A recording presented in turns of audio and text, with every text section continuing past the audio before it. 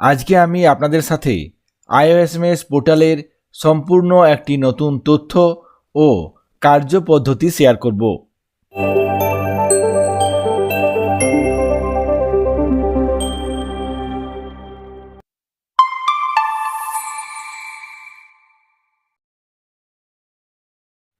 IOSMS পোর্টালের গুরুত্বপূর্ণ এই কাজটি আপনাদের সাথে শেয়ার করার জন্য এখানে আইওএসএমএস পোর্টাল ওপেন করে নিয়েছি। এরপর নির্দিষ্ট ইউজার আইডি, পাসওয়ার্ড এবং ওটিপি ব্যবহার করে লগ ইন করে নেব। এখানে আমি আইওএসএমএস পোর্টালে লগ ইন করে গেছি। এরপর এই পোর্টালের যে নতুন অপশন, যে নতুন ফাংশনালিটি যোগ করা হয়েছে সেই পদ্ধতিটি আমরা দেখে নেব।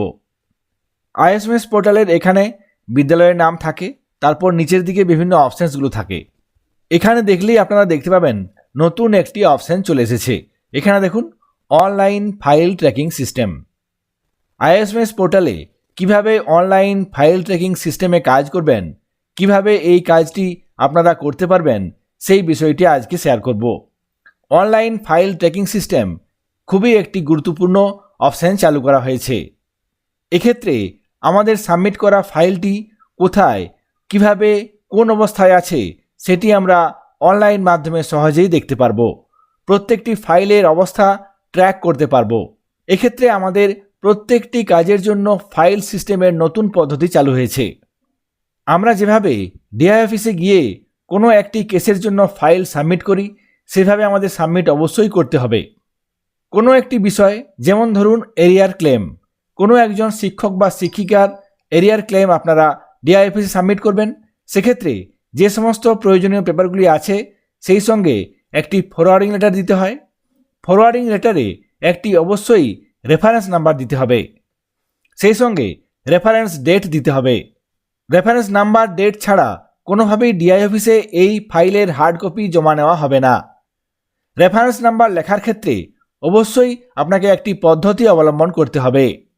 ধরুন পিএফ ক্লেমের ফাইলটি জমা করবেন, সেক্ষেত্রে আপনাকে ফরওয়ার্ডিং লেটারে একটি রেফারেন্স নাম্বার দিতে হবে। রেফারেন্স নাম্বার লেখার সময় এক্ষেত্রে পিএফ ক্লেম /1/2026 এইভাবে আপনারা লিখতে পারবেন। ধরুন কোনো একজনের এরিয়ার ক্লেম করবেন, সেক্ষেত্রে এরিয়ার বা এরিয়ার ক্লেম /2/2026 এইভাবে আপনাকে রেফারেন্স নম্বর দিতে হবে এবং সেই সঙ্গে রেফারেন্সের ডেট দিতে হবে। এই তথ্যগুলি মেনটেন করার জন্য অবশ্যই আপনারা একটি রেফারেন্স রেজিস্টার মেনটেন করবেন। রেফারেন্স নাম্বার প্রদানের ক্ষেত্রে এই নিয়মটি অবশ্যই ফলো করতে হবে। তারপর সেটি অনলাইনে কাজ করতে হবে। অনলাইনে আইওএসএমএস পোর্টালে কীভাবে কাজ করতে হবে সেটি আমরা দেখে নেব। ধরুন আপনি কোনো একটি ফাইল, ধরুন এরিয়ার ক্লেমের ফাইল আপনি ডিআই অফিসে জমা করে দিয়ে এসেছেন। ডিআই অফিসে যখনই রিসিভিং সেকশনে জমা দেবেন, সেক্ষেত্রে ওনারা একটি নম্বর দেবেন এবং ডেট দেবেন। সেই ফরওয়ার্ডিং লেটারের কপি আপনাকে বিদ্যালয়ে নিয়ে আসতে হবে। এরপর সেই কপির কাজ করতে হবে। কিভাবে কি কাজ করতে হবে আমরা দেখে নেব। ডিআই অফিসে সাবমিট করে আসার পর ফরওয়ার্ডিং লেটারের কপি আপনাকে স্ক্যান করে পিডিএফ বানিয়ে নিতে হবে। এক্ষেত্রে পিডিএফ বানানোর সময় খেয়াল রাখতে হবে এই ফাইলের সাইজ অবশ্যই 200 কেবির মধ্যে রাখতে হবে। ডিআই অফিসে ফাইল সাবমিট হয়ে গেছে, ডিআই অফিস থেকে রিসিভ করিয়ে নিয়ে এসছেন। সেই রিসিভ করা ফরওয়ার্ডিং লেটারটি আপনাকে স্ক্যান করে পিডিএফও করে নিয়েছেন। এরপর আপনাকে আইওএসএমএস পোর্টালে লগ ইন করে নিতে হবে। এখানে আমরা নিচের দিকে চলে আসব। তারপর এখানে এই অনলাইন ফাইল ট্র্যাকিং সিস্টেম এই অপশানটাতে ক্লিক করব। তাহলে এখানে দেখুন অনেকগুলি সাব মেনু চলে এসেছে, যার মধ্যে কি আছে submission of proposal, tracking A proposal, searching of proposal এবং নিচে আছে ইউজার ম্যানুয়াল ফর এইচওয়াই। এক্ষেত্রে আপনারা অনলাইন ফাইল ট্র্যাকিং সিস্টেমের ইউজার ম্যানুয়ালও পেয়ে যাবেন। ডিআই অফিসে ফাইলের হার্ড কপি জমা দেওয়া হয়েছে এবং ফরওয়ার্ডিং লেটার আপনি স্ক্যান করে পিডিএফও বানিয়ে নিয়েছেন। এরপর আপনাকে সেই কপি আপলোড করতে হবে। আপলোড করার জন্য এখানে সাবমিশন অফ প্রপোজাল এই অপশানটাতে ক্লিক করতে হবে। সঙ্গে সঙ্গে এখানে এই ধরনের একটি পেজ চলে আসবে, যেখানে দেখুন online tracking system proposal submission. এখানে আমি আজকে কোনো একজন শিক্ষক বা শিক্ষিকার এরিয়ার ক্লেম সাবমিট করব।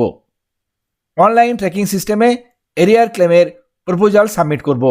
এক্ষেত্রে ফরওয়ার্ডিং লেটারটি আমি স্ক্যান করে পিডিএফ বানিয়ে নিয়েছি। তারপর এখানে আমি কি অপশানগুলো ফিল আপ করব এখানে দেখুন পারপাস, এখানে প্রথমে কি আছে প্লিজ সিলেক্ট। এখান থেকে দেখুন অনেকগুলি অপশান আছে। আমাদের ডিআইএফএসের মাধ্যমে যে সমস্ত কাজগুলি হয় সেইগুলি এখানে অপশানগুলি দেওয়া আছে। এখান থেকে আপনাকে নির্দিষ্ট অপশানটি সিলেক্ট করে নিতে হবে। এক্ষেত্রে আমি এরিয়ার ক্লেম সাবমিট করব, সেই জন্য এখানে এই এরিয়ার ক্লেম অপশানটি ক্লিক করব। তারপর ম্যাটার রিলেটেড টু, এক্ষেত্রে আপনি যে শিক্ষক শিক্ষিকা বা শিক্ষাকর্মীর ম্যাটার সাবমিট করছেন সেক্ষেত্রে তার নাম লিখতে হবে। ম্যাটার রিলেটেড টু, এক্ষেত্রে এই বক্সে নির্দিষ্ট শিক্ষক শিক্ষিকা বা শিক্ষাকর্মীর নাম লেখার পর নিচে দেখুন স্কুল নেম, এক্ষেত্রে স্কুল নেম ডিফল্ট অবস্থায় থাকবে। সার্কেল নেম এটিও লেখা থাকবে। তারপর নিচে দেখুন reference memo number of the letter of the school, আপনি যে ফরওয়ার্ডিং লেটারটি দিয়েছেন তার একটি রেফারেন্স মেমো নাম্বার আছে। আপনাকে আগেই বলেছি রেফারেন্স মেমো নাম্বার কীভাবে লিখতে হবে, সেই রেফারেন্স নাম্বারটি এখানে লিখতে হবে। এক্ষেত্রে যেহেতু এরিয়ার ক্লেমের ফাইল, সেই জন্য এখানে রেফারেন্স নম্বর কীভাবে লিখেছি আপনারা দেখতে পারবেন। এখানে দেখুন রেফারেন্স নাম্বার লেখার ক্ষেত্রে আপনাকে উল্লেখ করতে হবে কোন বিষয়ের জন্য, তাহলে সহজেই আপনারা আইডেন্টিফাই করতে পারবেন। এখানে এরিয়ার বাই 13/2026 এইভাবে আমি একটি রেফারেন্স নাম্বার দিয়েছি। তারপর কি আছে রেফারেন্স মেমো ডেট, এই রেফারেন্সের মেমো ডেট কত সেটি আপনাকে লিখতে হবে। এখান থেকে আমি সিলেক্ট করে নেব।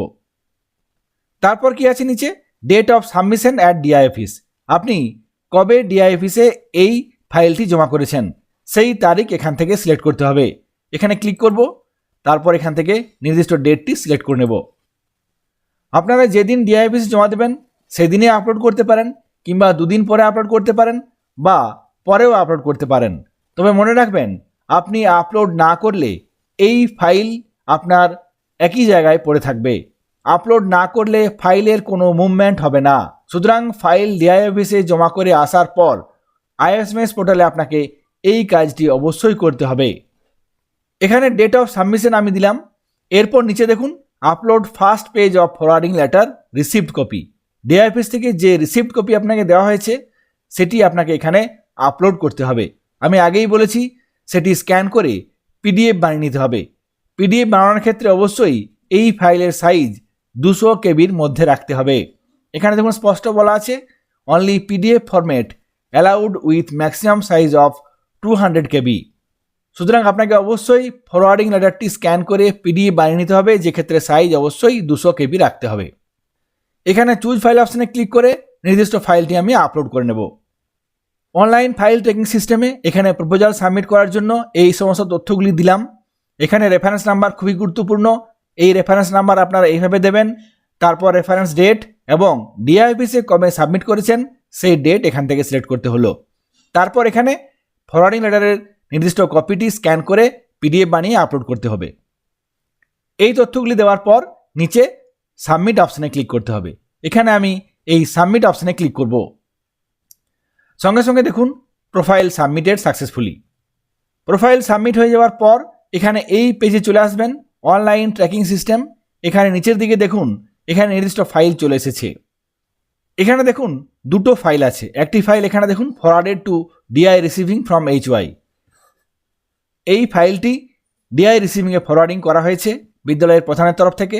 নিচে একটি ফাইল আছে এখানে দেখুন পেন্ডিং অ্যাট এইচওয়াই, অর্থাৎ এই ফাইলটি এখনও পর্যন্ত ডিআই রিসিভিংয়ে ফরওয়ার্ড করা হয়নি। ফাইল আপনি ডিআই রিসিভ সেকশনে হার্ড কপি জমা দিয়েছেন, কিন্তু অনলাইনে এই কাজটি করতে হবে। অনলাইনে এই কাজটি না করলে ফাইলের মুভমেন্ট হবে না, ফাইল যেখানে সেখানেই পড়ে থাকবে। যে ফাইলটি আপনি সাবমিট করলেন সেটি এখানে এই ভিউ অপশানে ক্লিক করে দেখতে পারবেন। সঙ্গে সঙ্গে এখানে দেখুন অ্যাপ্লিকেশন ডিটেলস, এই সমস্ত তথ্যগুলি এখানে চলে আসবে। এক্ষেত্রে যদি আপনার প্রয়োজন হয়, আপনি দেখতে গিয়ে দেখলেন কোনো ভুল হয়ে গেছে, সেক্ষেত্রে এডিটের অপশান থাকবে। ডিআই এন্ডে ফরওয়ার্ড করার আগে আপনি এডিট করতেও পারবেন। এডিট করার জন্য এখানে দেখুন ডান দিকে এডিট একটি অপশান দেওয়া হয়েছে। এই এডিট অপশানে ক্লিক করে আপনি নির্দিষ্ট অপশানগুলি আবার এডিট করতে পারবেন এবং সাবমিট করতে পারবেন। এরপর আমি ডান দিকে চলে যাব। এখানে দেখুন একটি ফাইল এরিয়ার ক্লেমের ফাইল। এই ফাইলটি অ্যাপ্লিকেশন স্ট্যাটাসে কি দেখুন পেন্ডিং অ্যাট এইচওয়াই, এইচওয়াই লেভেলে পেন্ডিং আছে। এটি এখনও ডিআই রিসিভিংয়ে ফরওয়ার্ড করা হয়নি। ডান দিকে বাঁ দিকে এখানে দেখুন ভিউ অপশান, বাঁ দিকে ডান দিকে এডিট অপশান, প্রয়োজনে এডিট করতে পারবেন। তার ঠিক পাশেই সেন্ড টু ডিআই রিসিভ, এই ফাইলটি ডিআই রিসিভিংয়ে পাঠানোর জন্য এখানে একটি বাটন দেওয়া হয়েছে। এই বাটনে ক্লিক করে এই ফাইলটি ডিআই রিসিভিংয়ে পাঠিয়ে দিতে হবে। এখানে এই অপশানটাতে ক্লিক করব, profile send to DI receiving. সঙ্গে সঙ্গে দেখুন forwarded to DI receiving from HY, ফাইলটি ডিআই রিসিভিংয়ে পাঠিয়ে দেওয়া হলো। এখানে ফাইলগুলি সাবমিট করা হয়েছে। এখানে ডান দিকে দেখুন ইস্যু ডকেট নাম্বার, ডিআইপিএসের তরফ থেকে একটি ডকেট নাম্বার ইস্যু করা হবে। সেই ডকেট নাম্বারের ভিত্তিতে আপনি অনলাইন ট্র্যাকিং সিস্টেমে ফাইলটির অবস্থা ট্র্যাক করতে পারবেন। কিভাবে ট্র্যাক করতে হবে, ডকেট নাম্বার কোথায় পাবেন, সেই বিষয়টি পরবর্তী ভিডিওতে আলোচনা করব। সকলে ভালো থাকবেন, সুস্থ থাকবেন। ধন্যবাদ।